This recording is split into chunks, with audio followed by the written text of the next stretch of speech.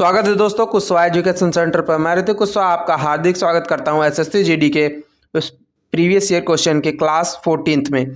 तो आइए दोस्तों, ज़्यादा देर न करते हुए वीडियो को लाइक करें और पहले प्रश्न पे आते हैं। ठीक है दोस्तों, तो पहला प्रश्न है हमारा, मौर्य साम्राज्य का अंतिम शासक निम्नलिखित में से कौन था। ठीक है दोस्तों, ऑप्शन दिया गया है अशोक, चंद्रगुप्त मौर्य, बृहदत्य या बिंदुसार। ठीक है दोस्तों, बात करें तो मौर्य साम्राज्य की नींव किसने रखी थी। मौर्य साम्राज्य की नींव चंद्रगुप्त मौर्य ने रखी थी। ठीक है दोस्तों, और बात करें इसके अंतिम शासक की, तो अंतिम शासक हो जाएगा बृहदत्य। ठीक है, ऑप्शन नंबर 3 क्या हो जाएगा, राइट हो जाएगा। ठीक है, मौर्य साम्राज्य का अंतिम शासक बृहदत्य था। ठीक है, बृहदत्य के बाद उसके सेनापति पुष्यमित्र शुंग ने क्या किया था, मौर्य साम्राज्य पर कब्जा कर लिया था। ठीक है, और शुंग वंश की क्या की थी, उसने स्थापना की थी। ठीक, यानी कि साल 185 ईसा पूर्व में क्या है, मौर्य साम्राज्य का पतन हुआ, उसके बाद ही क्या हुआ था, शुंग वंश की स्थापना हुई। ठीक, तो मौर्य साम्राज्य की कुछ विशेषताएं क्या है, जैसे मौर्य साम्राज्य की स्थापना चंद्रगुप्त मौर्य ने की थी। ठीक, मौर्य साम्राज्य का काल क्या था, समय उनका पीरियड क्या था। ठीक है, देखिए मौर्य साम्राज्य का काल 332 ईसा पूर्व, ठीक है, से 185 ईसा पूर्व तक था। ठीक है, प्राचीन भारतीय इतिहास में ये क्या था, सबसे अहम दौर माना जाता है। ठीक है, और मौर्य साम्राज्य से जुड़े साहित्यिक स्रोतों की बात करें तो कौटिल्य यानी कि चाणक्य की क्या है, अर्थशास्त्र, मेगास्थनीज की इंडिका, ठीक है, विशाखा दत्त की क्या है, मुद्रा रेखा। ठीक है, ये क्या है, प्रमुख उनकी रचनाएं उस काल की। ठीक है, और बात करें अशोक क्या था, मौर्य साम्राज्य के सबसे प्रसिद्ध सम्राट थे। ठीक है, अशोक ने क्या किया था, पत्थर के खंभों पर अपने संदेश लिखे थे, जिसे क्या कहते हैं, हम शिलालेख कहते हैं। ठीक है, बात करें दूसरे प्रश्न की। ठीक है दोस्तों, तो दूसरे प्रश्न क्या है कि द्वितीय एंग्लो बर्मी युद्ध किस वर्ष लड़ा गया था। ठीक है, ऑप्शन है 1552, 1652, 1752 और 1852। बात करें द्वितीय एंग्लो बर्मी युद्ध, ठीक है, द्वितीय एंग्लो बर्मी युद्ध 5 अप्रैल 1852 से, ठीक है, 19 जनवरी 1853 के बीच लड़ा गया था। ठीक है, तो दो ऑप्शन नंबर हो जाएगा हमारा चौथा। ठीक है, चौथा क्या हो जाएगा, राइट हो जाएगा। 1852 से स्टार्ट हुआ और 20 जनवरी 1853 के बीच क्या हुआ, लड़ा गया था। ठीक है दोस्तों, यह युद्ध बर्मी साम्राज्य और ब्रिटिश साम्राज्य के बीच लड़े गए। ठीक, 3 युद्धों में से क्या था, दूसरा था। ठीक, इस युद्ध में अंग्रेज ने बर्मी को हराया था। ठीक है, इस युद्ध के बारे में कुछ और बातें जान लेते हैं। तो इस युद्ध को लड़ने का श्रेय भारत के गवर्नर जनरल लॉर्ड डलहौजी, ठीक है, को जाता है। इस युद्ध की वजह क्या थी, देखिए बर्मन के दक्षिणी तट पर क्या अंग्रेज व्यापारियों का क्या था, बसना। ठीक है, इसका क्या था, प्रमुख कारण था। ठीक है, बर्मा सरकार के नियमों का उल्लंघन करने पर, ठीक है, बर्मा सरकार ने अंग्रेजी व्यापारियों को क्या किया, दंडित किया। ठीक, और क्या हुआ आगे देखते हैं। अंग्रेज व्यापारियों ने क्या किया, बर्मा के खिलाफ क्या किया, लॉर्ड डलहौजी को शिकायत की। ठीक, इस युद्ध के बाद बर्मा का दक्षिण हिस्सा अंग्रेजों ने क्या किया, अपने अधीन कर लिया। ठीक, इस युद्ध के बाद बर्मा के पीगू प्रांत का नाम बदलकर लोअर, ठीक है, बर्मा कर दिया गया। ठीक, इस युद्ध के बाद बर्मा में महल क्रांति हुई और इसमें राजा पैगन मिन को उनके सौतेले भाई मिंडन मिन ने हरा दिया। ठीक, और आते हैं अगले प्रश्न पे। तो अगला प्रश्न दिया गया है, सरकार के व्यय के वर्गीकरण के संबंध में निम्नलिखित में से कौन सा कथन सही है। पहला, राजस्व व्यय केंद्र सरकार के भौतिक या वित्तीय संपत्तियों के निर्माण के अन्य उद्देश्यों के लिए किया गया व्यय। ठीक है, और दूसरा क्या है, पूंजीगत व्यापार के परिणाम स्वरूप भौतिक या वित्तीय परिसंपत्तियों, ठीक है, देखिए पूंजीगत व्यय के परिणाम स्वरूप भौतिक या वित्तीय परिसंपत्तियों होता है। ठीक, या वित्तीय देनदारियों में कमी भी आती है। ठीक है, तो इसमें हो जाएगा हमारा ऑप्शन दिया हुआ है पहला का 1 और दोनों। ठीक है, ना तो पहला और ना ही दूसरा। ठीक, तीसरे में दिया हुआ ऑप्शन केवल 2, चौथा दिया हुआ है केवल 1। ठीक है दोस्तों, तो इसमें क्या हो जाएगा, हमारा ऑप्शन नंबर क्या हो जाएगा, 4 राइट हो जाएगा। ठीक, सॉरी माफ़ कीजिएगा, ऑप्शन नंबर 1 क्या हो जाएगा हमारा, राइट हो जाएगा। ठीक है, 1 और 2 दोनों। ठीक है दोस्तों, बात करें अगले प्रश्न की, तो अगला प्रश्न है हमारा, भारतीय खिलाड़ी शेफाली वर्मा निम्नलिखित में से कौन सा खेल खेलती हैं। तो बात करें शेफाली वर्मा की, तो ये क्या है, ये एक क्रिकेटर हैं शेफाली वर्मा। ठीक, शेफाली वर्मा क्या है, एक क्रिकेटर हैं। ठीक है, बात करें इनकी की पॉइंट्स कुछ। ठीक है, देखिए शेफाली वर्मा एक भारतीय क्रिकेटर हैं जो राष्ट्रीय महिला क्रिकेट टीम के लिए खेलती हैं। ठीक है, उन्होंने 15 वर्ष की आयु में भारतीय महिला टीम में क्या किया था, पदार्पण किया था। ठीक, शेफाली वर्मा क्या थी, शेफाली वर्मा अपने आक्रामक बल्लेबाजी शैली के लिए जानी जाती हैं। ठीक है, और विभिन्न अंतर्राष्ट्रीय मैचों में प्रमुख खिलाड़ी रही हैं। इन्होंने कई रिकॉर्ड बनाए हैं, जिनमें अंतर्राष्ट्रीय क्रिकेट में अर्धशतक बनाने वाली सबसे कम उम्र की भारतीय महिला, ठीक है, महिला भी हैं। ठीक है दोस्तों, एडिशनल इन्फॉर्मेशन की बात करें तो शेफाली वर्मा का जन्म 28 नवंबर 2004, ठीक है, को रोहतक हरियाणा में हुआ था। ठीक है, और वह सचिन तेंदुलकर जी से क्या हुई थी, प्रेरित हुई थी छोटी उम्र से ही। ठीक है, और शेफाली वर्मा ने T20 चैलेंज, ठीक है, और अन्य घरेलू लीग में भी खेल चुकी हैं। ठीक है, और वह भारतीय महिला क्रिकेट के लिए एक आशाजनक प्रतिभा बनी हुई हैं। ठीक है, उनका भविष्य उज्जवल है। ठीक, बात करें अगले प्रश्न की, तो अगला प्रश्न है हमारा, निम्नलिखित में से कौन सा नृत्य कर्नाटक में कुरुबा पुरुषों द्वारा किया जाता है। ठीक है दोस्तों, तो ऑप्शन दिया हुआ है छऊ, फुगड़ी, बागरुम्बा और डोलू कुनिथा। ठीक है दोस्तों, तो इसमें हो जाएगा हमारा ऑप्शन नंबर 4 राइट हो जाएगा। ठीक है, ऑप्शन नंबर 4 क्या हो जाएगा, डोलू कुनिथा क्या हो जाएगा, राइट हो जाएगा। ठीक, तो बात करें, ठीक है, कर्नाटक में डोलू कुनिथा नृत्य को प्रमुख रूप से कुरुबा जाति के पुरुषों द्वारा किया जाता है। ठीक, देखिए डोलू कुनिथा, ठीक है, कर्नाटक का एक पारंपरिक नृत्य है। यह गायन और सजे हुए ढोल की थाप के साथ किया जाने वाला लोकप्रिय नृत्य है। अब यह नृत्य उत्तर कर्नाटक के कुरुबा गौड़ा, ठीक है, समुदाय के अनुष्ठानों से जुड़ा हुआ है। ठीक है दोस्तों, और देखिए डोलू कुनिथा की खासियतें क्या है, देखिए डोलू कुनिथा की खासियतें हैं, इसमें जोरदार ढोल की थाप होती है। ठीक, इसमें त्वरित लय होती है। ठीक है दोस्तों, इसमें समकालिक समूह निर्माण होता है। इसमें कौशल की शानदार विविधता और जटिलता होती है। कर्नाटक के कुछ और लोक नृत्य कृष्णा, परिजात, भूता, आराधने, ठीक है, नागा मंडल, करगा, गेरुड़ी, गोम्बे, जूडो और कामसेले नृत्य, ये सब क्या हैं, प्रमुख हैं। ठीक है दोस्तों, बात करें अगले प्रश्न की, तो अगला प्रश्न है हमारा 2011 की जनसंख्या, यह जनगणना 2011 की जनगणना के अनुसार निम्नलिखित में से किस राज्य की जनसंख्या वृद्धि सबसे अधिक है। ठीक है, तो ऑप्शन है ए बिहार, दूसरा है मेघालय, तीसरा है मध्य प्रदेश, चौथा है उत्तर प्रदेश। ठीक है दोस्तों, तो यहाँ पे हो जाएगा हमारा मेघालय। मेघालय क्या हो जाएगा, राइट हो जाएगा। ठीक, 2011 जनगणना के अनुसार निम्नलिखित में से राज्य, ठीक है, वृद्धि दर सबसे अधिक किसकी है, मेघालय की।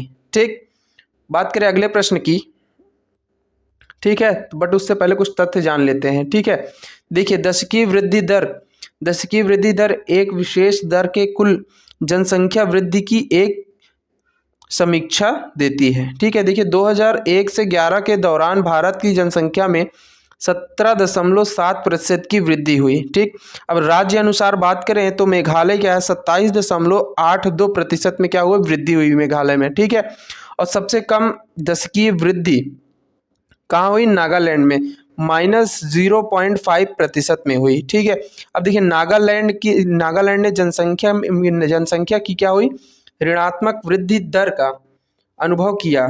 ठीक, जनगणना सच्चाई और तथ्यों का प्रतिबिंब है, जैसा कि वे एक देश में अपने लोगों, ठीक है, उनके निवास की विविधता, धर्म, संस्कृति, भाषा, शिक्षा और स्वास्थ्य, ठीक, और सामाजिक आर्थिक परिस्थिति के बारे में मौजूद है। जनगणना यानी सेंसस, ठीक, शब्द लैटिन भाषा के सेंसस, ठीक है, सेंसर शब्द से बना है। इसका अर्थ है आकलन करना या मूल्यांकन करना। ठीक है, जनसंख्या घनत्व यानी कि क्षेत्र की प्रत्येक इकाई में रहने वाले लोगों की संख्या। ठीक है, जैसे व्यक्ति वर्ग मील या व्यक्ति वर्ग किलोमीटर, ठीक है, को जनसंख्या घनत्व के रूप में जाना जाता है। अब भारत में राज्य अनुसार उच्चतम जनसंख्या घनत्व बिहार, ठीक, बिहार 1102 व्यक्ति वर्ग किलोमीटर, ठीक है, में दर्ज किया गया है। और जनसंख्या का सबसे कम घनत्व अरुणाचल प्रदेश राज्य में है। ठीक है, अरुणाचल प्रदेश में है। ठीक, यहाँ पे क्या है, 17 व्यक्ति का क्या है, वर्ग किलोमीटर है। ठीक, में व्यक्तिगत रूप से क्या है, जनसंख्या। ठीक, वर्तमान में देश की कुल जनसंख्या 1.21 अरब है। ठीक है, राज्य जनगणना 2011 के अनुसार भारत में सबसे अधिक आबादी वाला राज्य कौन सा है, उत्तर प्रदेश है। ठीक है, जिसकी जनसंख्या 19.96 करोड़। देश में सबसे कम जनसंख्या वाला राज्य कौन सा है, सिक्किम है, जिसकी जनसंख्या कितनी है, ठीक, 6 लाख, ठीक है, 6,07,688 है। ठीक है दोस्तों, बात करें अगले प्रश्न की, तो अगला प्रश्न है, द्रव बहते हैं और आकृति बदलते हैं, वे दृढ़ नहीं होते हैं और इसलिए उन्हें क्या किया जाता है, डैश दिया हुआ है, भी कहा जाता है। ठीक, ऑप्शन है ए मिश्रण, दूसरा दिया हुआ है तरल, तीसरा है विलयन, चौथा है तरलीकृत। ठीक है दोस्तों, बात करें इसमें तो क्या हो जाएगा, ऑप्शन नंबर 2 हमारा राइट हो जाएगा, तरल।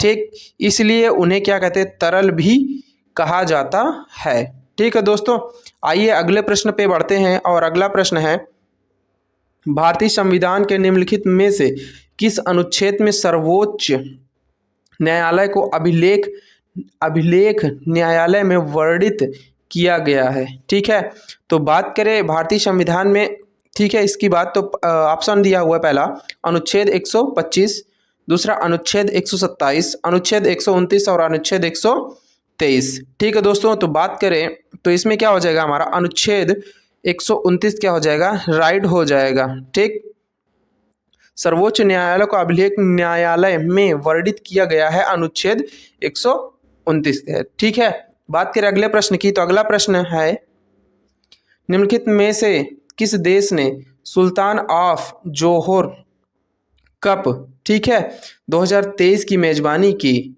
ठीक है दोस्तों, तो इसमें हो जाएगा हमारा ऑप्शन दिया हुआ है, मलेशिया, भारत, कंबोडिया और सिंगापुर। ठीक है दोस्तों, तो इसमें राइट हो जाएगा मलेशिया। मलेशिया ने क्या किया था, 2023 की मेजबानी की थी। ठीक है दोस्तों, बात करें अगले प्रश्न की, तो अगला प्रश्न है, तीव्र आर्थिक विकास के कारण निम्नलिखित में से किस वर्ष से, ठीक, भारत की अत्यधिक गरीबी में कमी आने लगी। ठीक, ऑप्शन 1994, दूसरा 1993 यानी कि 1993, ठीक है, तीसरा 1991, चौथा 1992। तो इसमें हो जाएगा ऑप्शन हमारा राइट 3। ठीक, 1991 क्या हुआ, अत्यधिक गरीबी में कमी आने लगी। ठीक, बात करें अगले प्रश्न की, तो अगला प्रश्न है हमारा, भारत में 2010 राष्ट्रीय मंडल खेल, ठीक, डैश में आयोजित किए गए थे, कहाँ कहाँ किए गए थे। ठीक है, तो ऑप्शन दिया हुआ लखनऊ, नई दिल्ली, चंडीगढ़ और मुंबई। ठीक है दोस्तों, तो यहाँ पे कहाँ आयोजित किया गया था, नई दिल्ली में। ठीक है, भारत में 2010 राष्ट्रीय मंडल खेल नई दिल्ली में आयोजित किया गया था। ठीक है, आइए अगले प्रश्न पे बढ़ते हैं। और अगला प्रश्न है, किस भारतीय नृत्य कलाकार ने स्टिंग कठपुतली, ठीक है, के लिए 2018 में संगीत नाटक अकादमी पुरस्कार जीता? ठीक, ऑप्शन पहला अनुपमा होशकेरे, ठीक, और शुरूपा सेन, और तपन कुमार पटनायक, और डॉक्टर अरुणा मेहती, ठीक है, मोहती। ठीक है दोस्तों, तो इसमें हो जाएगा हमारा ऑप्शन नंबर ए राइट, यानी कि ऑप्शन नंबर 1 राइट हो जाएगा, अनुपा होशकर, ठीक, होशकर। ठीक है, आइए बात करते हैं अगले प्रश्न पे। और अगला प्रश्न है डैश की अवधारणा तत्कालीन, ठीक है, सोवियत समाजवादी गणराज्य संघ यूएसएसआर से संबंधित संविधान से ली गई है?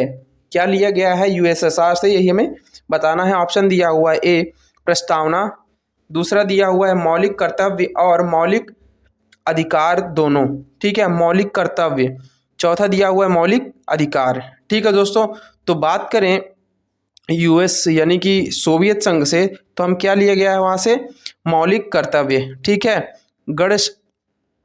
मौलिक कर्तव्य की अवधारणा तत्कालीन सोवियत संघ समाज गणराज्य यूएसएसआर से संबंधित है, यह लिया गया है। ठीक है दोस्तों, आइए अगले प्रश्न पे बढ़ते हैं। और अगला प्रश्न है रण उत्सव, ठीक, डैश के अद्भुत क्षेत्र की प्राकृतिक सुंदरता और अन्य सिद्धांत पर्यटन, ठीक, स्थलों को बढ़ावा देता है। सर्दियों के मौसम में पूर्णिमा की रात के दौरान सफ़ेद रेत का रेगिस्तान में भी मनमोहक लगता है। ठीक है दोस्तों, तो बात करें इसके ऑप्शन की, तो ऑप्शन हो जाएगा हमारा ए कच्छ, दूसरा हो जाएगा अंडमान, तीसरा हो जाएगा मालाबार, और चौथा हो जाएगा ओडिशा। ठीक है दोस्तों, तो इसमें हो जाएगा हमारा ऑप्शन नंबर 1 राइट हो जाएगा कच्छ। ठीक, कच्छ क्या हो जाएगा, राइट हो जाएगा। रण उत्सव कच्छ के अद्भुत, ठीक है, क्षेत्र की प्राकृतिक सुंदरता है। ठीक है दोस्तों, आइए अगले प्रश्न पे बढ़ते हैं। और अगला प्रश्न है भारत के 50वें मुख्य न्यायाधीश के रूप में किसने शपथ ली? ठीक है, ऑप्शन दिया हुआ ए किरण रिजिजू, ठीक, दूसरा है यू ललित, तीसरा DY, चौथा है कपिल सिब्बल। ठीक है दोस्तों, तो बात करें इस प्रश्न की, तो DY, ठीक है, DY चंद्रचूड़ शायद नाम है इनका। ठीक है, तो ये क्या है, 50वें मुख्य न्यायाधीश के रूप में इन्हें शपथ ली थी इन्होंने। ठीक है दोस्तों, तो हाल ही में तो अभी क्या चेंज होने वाले हैं। ठीक है दोस्तों, आइए अगले प्रश्न की बात करते हैं। और अगला प्रश्न है हमारा निम्नलिखित में से कौन ताल वाद्य यंत्र तबला बजाने के लिए प्रसिद्ध है? ठीक, ऑप्शन दिया हुआ ए बिस्मिल्ला खां, दूसरा अली अहमद हुसैन, तीसरा अल्लाह रखा, और चौथा है अयोध्या प्रसाद। ठीक है दोस्तों, बात करें इनकी, तो ऑप्शन नंबर 3 हमारा क्या हो जाएगा, अल्लाह रखा।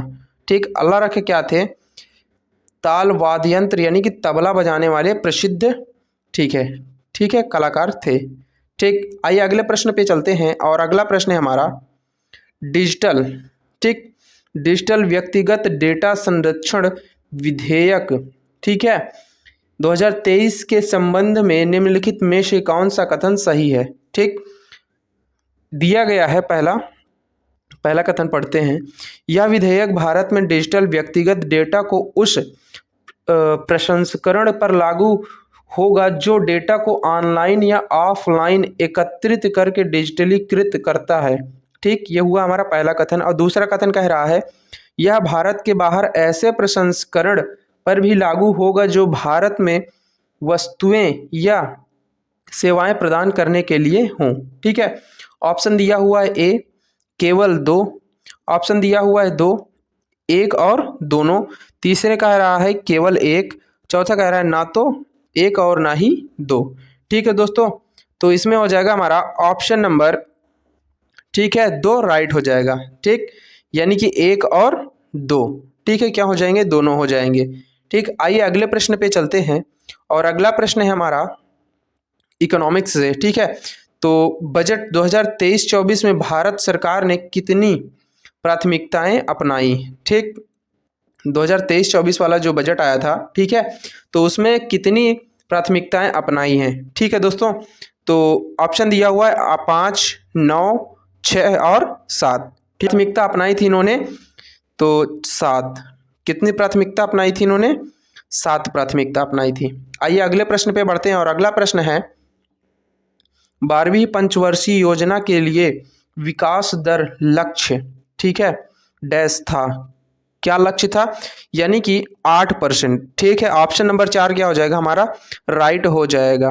ठीक, 8% क्या था इनका लक्ष्य था। 12वीं पंचवर्षीय योजना के तहत विकास दर लक्ष्य था 8%। ठीक है, और जितनी भी पंचवर्षीय योजनाएं हैं उन सभी को आप अच्छे से कंप्लीट कर लीजिएगा पूर्ण रूप से। वो काफ़ी क्या एग्जामों में पूछे जाते हैं क्वेश्चन इससे। ठीक है दोस्तों, आइए अगले प्रश्न पे आते हैं और अगला प्रश्न है हमारा स्वतंत्रता के समय देश की लगभग डैश प्रतिशत जनसंख्या कृषि पर निर्भर थी। बताना है हमें कि कृषि पर कितनी परसेंट जनसंख्या हमारी निर्भर थी स्वतंत्रता के समय। ठीक है दोस्तों, तो बात करें तो प्रश्न दिया हुआ पहला इसमें 75, 40%, 20% या 90%। तो इसमें क्या हो जाएगा हमारा? ऑप्शन नंबर 1 राइट हो जाएगा। कितना हो जाएगा इसमें? 75%। ठीक है दोस्तों, कितना राइट हो जाएगा? 75% राइट हो जाएगा। ठीक है दोस्तों, आज के लिए बस इतना ही। ठीक है दोस्तों, आज के लिए बस इतना ही। वीडियो को लाइक करें और चैनल को सब्सक्राइब करें। अपने दोस्तों के पास शेयर करना ना भूलें। मिलते हैं नेक्स्ट वीडियो में। जय हिंद।